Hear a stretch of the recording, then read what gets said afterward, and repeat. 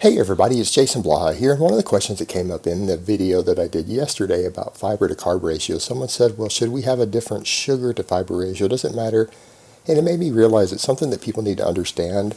When you take these food labels like this is off my natural peanut butter, and the sugar on the label is actually something that's completely pointless and useless to us, because for most purposes, most sugars, it doesn't matter how much sugar of the actual nutritional science term sugar is in a product. Now, the ingredients list sugar has a completely different meaning than the nutritional science list. The nutritional science one is purely smaller chain bonds on your carbs. It's carbs that have smaller chains. But once those things start digesting, it doesn't matter that much. Believe it or not, sugars don't always have a higher glycemic index or insulin index than more starchy carbs do. They don't always have one. So it's not even useful for that always for diabetics. It's still about total net carbs for them.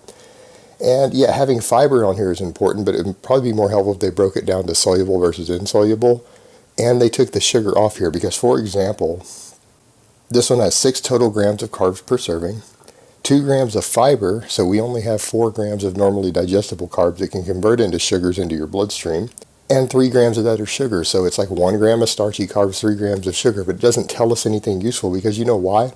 For most people's nutritional purposes, health purposes, everything else, there's no reason to differentiate all sugars from all starchy carbs. There's not any significant difference. There's only 2 sugars that people should be concerned about, particularly for things like diabetes, other health issues, or their food intolerances, and that's going to be fructose and lactose.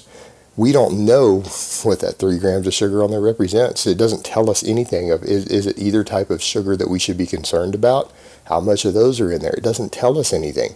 The fact that it's sugars is meaningless. For example, even if it was all table sugar that they had dumped in versus high fructose corn syrup, they have a slightly different ratio. So 20 grams of table sugar actually has a whole gram difference of fructose than 20 grams of high fructose corn syrup does. There could be other naturally occurring amounts of sugars in your fruits and vegetables that actually have an even smaller ratio, that out of that 20 grams, there might be 5 less grams of fructose. Fructose is the only one we're concerned about. Lactose, for people who are lactose intolerant, and that's fine. If you're in completely Caucasian countries that only have white people in it, knowing about the lactose isn't that big of a deal because only something like 15% of us are lactose intolerant. I happen to be in that group. Other ethnic groups, it's much, much higher, as far as like even in Africa, for example, 99% of the population are lactose intolerant. African Americans are 75% lactose intolerant. So those people might actually want to know this stuff. It could be useful for them. They don't need to be consuming lactose. People from other parts of the world have much higher rates. It's closer to in between. It's not 99%, but it's pretty high.